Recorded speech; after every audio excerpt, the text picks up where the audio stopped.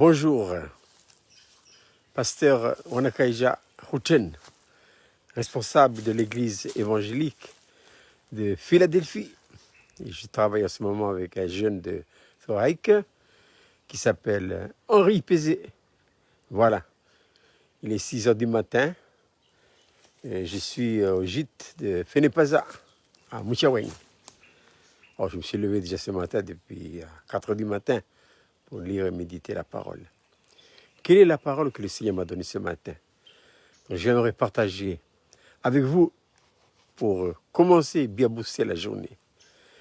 Eh bien, ce matin, j'ai médité ce que l'apôtre Paul disait dans sa lettre aux Thessaloniciens en parlant de Timothée. Il faut savoir que Timothée, c'est vraiment un jeune que l'apôtre Paul affectionnait plus particulièrement. Il l'appelait son enfant en Christ.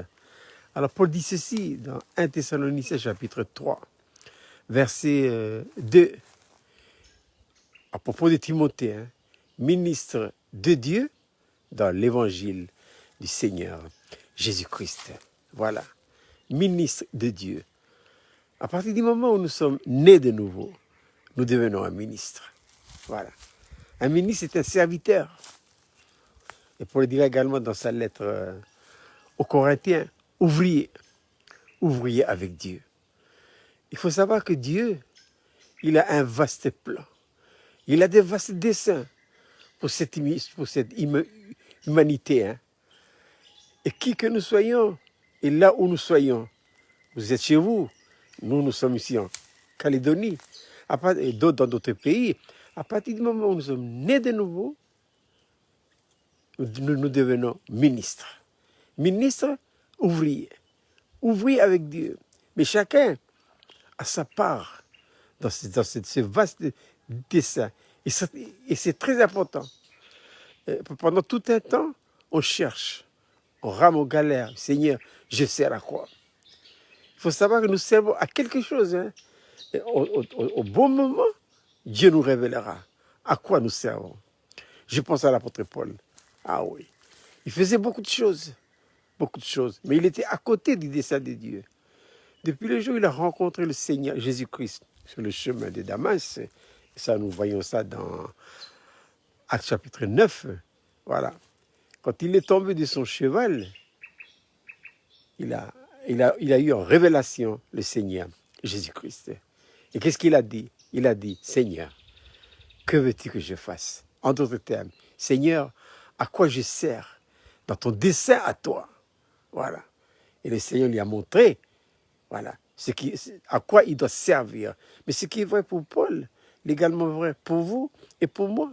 Qu'est-ce que je sers dans le dessein de Dieu? Je sers à quoi? Et quand j'ai trouvé ça, je me laisse conduire par le Seigneur. Voilà. Il faut faire des plans. C'est bon de faire des plans pour notre vie professionnelle, le travail, les enfants et tout ça. Mais en ce qui concerne l'œuvre de Dieu, ne faites pas de plans. Dieu connaît chaque détail de notre vie. En ce moment, je suis en train de réaliser le plan de Dieu me concernant et touchant l'église évangélique de Philadelphie avec des foyers qui viennent avec moi pour réaliser le dessein de Dieu. Alors, c'est merveilleux de voir comment le Seigneur conduit chaque détail. Chaque détail, je dis. En ce moment, je suis à Mouchaweng, au gîte de Fenepaza.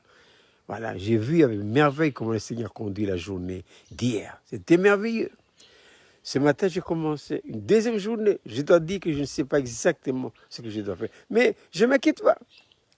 Je sais que le Seigneur connaît chaque détail de ma vie. Et pourquoi? Je suis dans le plan de Dieu pour réaliser son dessein, ses desseins, pour lui. Où ça? Dans mon pays. C'est quoi? C'est la mise en place. Ici à Lifou, à Fetchaï, dont je vais visiter tout à l'heure, l'église numérique, virtuelle, une église potentielle, agissant sur la puissance incomparable du Saint-Esprit. Voilà. Donc Dieu connaît toutes choses. Et c'est ainsi que j'aime bien cette déclaration de l'apôtre Paul dans Romains, chapitre 8, verset 28. Toutes choses concourent au bien de ceux qui aiment Dieu et de ceux qui sont appelés selon son dessein. Voilà.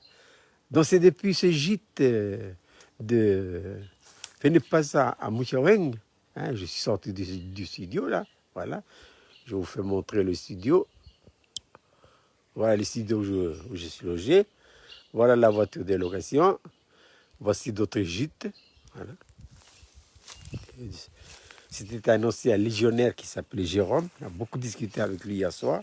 Et j'ai profité de l'occasion pour parler un peu de ce que j'ai fait en ce moment. Il était là, il écoutait bien. Voilà. J'ai profité pour rendre témoignage comment le Seigneur m'a appelé, choisi pour faire son œuvre. Voilà. Voilà. Ça, c'est son gîte à lui, là. Il y a pas mal de maisons à location. Vous voyez, il y a ça à côté. Il n'y a personne. Voilà. Et voilà le lever du soleil. Ici, à Mouchaouane, d'autres gîtes.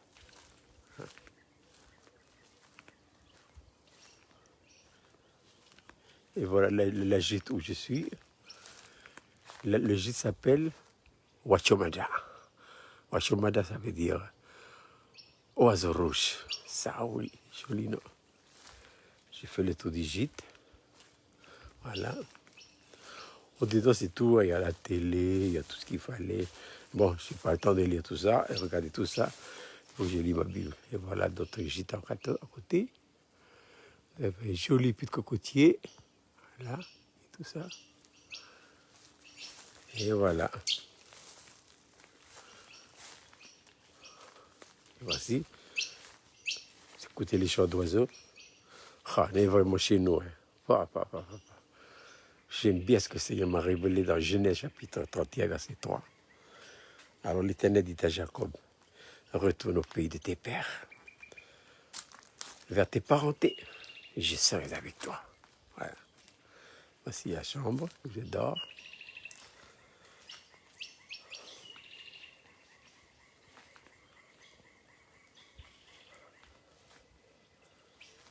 Et voilà. Et il ne me reste plus qu'à vous souhaiter de passer une agréable journée.